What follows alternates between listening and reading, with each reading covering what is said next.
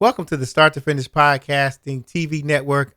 I'm Andre Lewis, and today we're going to go over a topic in which I got through an email today where someone asked a question about what should be the top 5 things on their website. So what happened is they are starting a podcast. I think they have one episode out and they want to get a website. So what they asked me in the email was, what are the top 5 things that should go or be considered for their website? So I'm going to go over the top 5 things that I think should be considered. Most podcasters will probably consider the same things, maybe 4 out of the 5 that I'm going to give you, but these are the top 5 things that I consider. And like I said, most podcasters will probably agree with me. One is, I'm going to start right now. One is an easy website to remember without confusion. An easy website to remember without confusion. And when I say confusion, I'm going to tell you what I mean. Let's just say an easy website, somebody who has a basketball podcast. So basketballforlife.com. Very easy to remember. Basketball for life. Okay, I get it. Confusion. Make sure there's no confusion in the domain name or the website. Basketball for life. Okay, so let me go type it in. Is it basketball, the number 4 life? The number 4? Or is it basketball, the word for, F-O-R, for life? So we don't know which one it is. Unless if you get both domain names and you register both of them, you're fine. But basketball for life, you got to make sure it's 1, easy to remember, and 2, there's no confusion. Basketball for life. Oh, well, is it? I went to your website. I typed in basketball, the number 4, and life. And you say, no, it's basketball, F-O-R. And if you don't establish, like, if you get that website, if it has confusion like that, you're going to be forever saying, when you give your website, you're always going to be saying basketball for the number 4 life. Or you're going to be saying www basketball, spell it out for F-O-R life. So you got to make sure your website is easy to remember and make sure there's no confusion. I've made the mistake in getting Start to Finish Podcasting, but I think nobody's really going to put a 2 in there. Some people have. I've gotten emails saying that they couldn't get to the website because they typed in the number 2. So I've made that mistake too, but I'm going to keep it. I can always register Start to the number 2 Finish podcasting.com. So that's number 1. The second, in considering one of the most important things in your website, is make sure they have easy access to your podcast.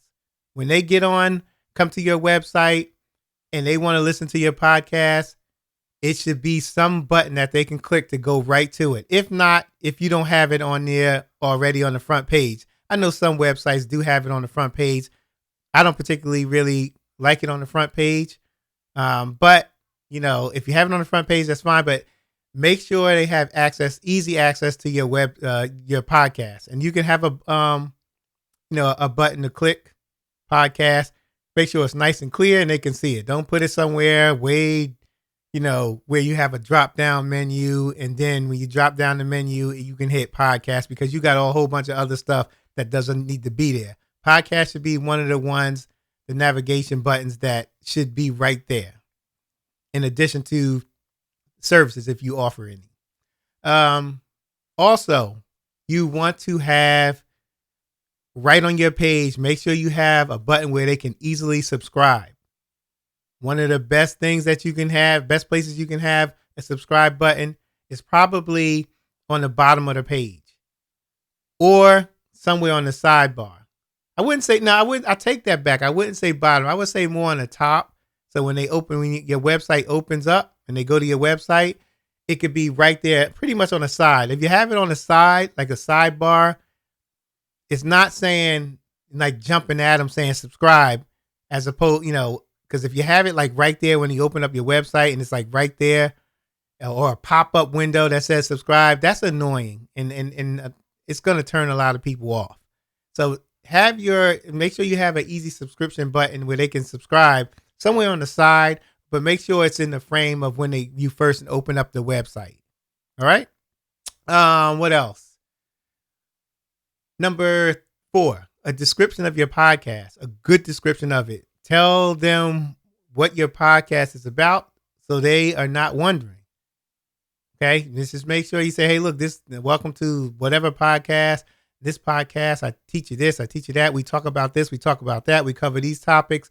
Make sure you're very descriptive in what this podcast is about, because that may be your only shot. Somebody may go to your website, and if they just read what's there and it's not what they want to hear, they're gone. So make sure you have a good description of what your podcast is about. And the last thing, the fifth thing you want to, that's most important, is make sure you have a button for your services, a navigation button for your podcast. Remember your podcast, and then you should have one for your services, so they know exactly what type of services you offer. You'd be surprised. A lot of people go to podcasting websites and they'll say, they need this and need that. And you may be able to do it, but you haven't expressed that to them. You haven't communicated that you do intros, you do post-production, you do consultations. For a long time when I started my podcast, I didn't mention that. Even though I did it, I didn't mention it. So I'm mentioning it now. I do consultations for those who want to start a podcast. I do editing services and all. I do a lot. Everything podcasting, I do a lot of. Make sure you mention that somewhere on your website, your services. Let them know what you offer. So those are the top 5 things. I'm going to go over them again real quick. Make sure it's a website name that they can remember and it's not too confusing. Make sure they have easy access to your podcast. Make sure they have a subscription button that's easy to access. It's right there. Not so much in their face with a pop-up subscribe, but more on the side. Make sure they have a descriptive detail of what your podcast is about, and make sure they know what services you offer. If you have those top 5 things on your website, you will be fine. You can always add additional stuff, but those top 5 things I think would be real great if you have those, and it should help you out. And there will be no guessing when somebody comes to your website. They'll know exactly what they want. All right. And if you have a blog, you want to put that up there too, because the blog is always good to have also. So that's going to be it. Thank you for tuning in. If you have any questions, you know where to find me. Start to Finish Podcasting at gmail.com. Check out the website, starttofinishpodcasting.com. Thank you for listening. Make sure you subscribe and make sure you tell 1,000 people about this channel. All right. I'll talk to you later. Bye.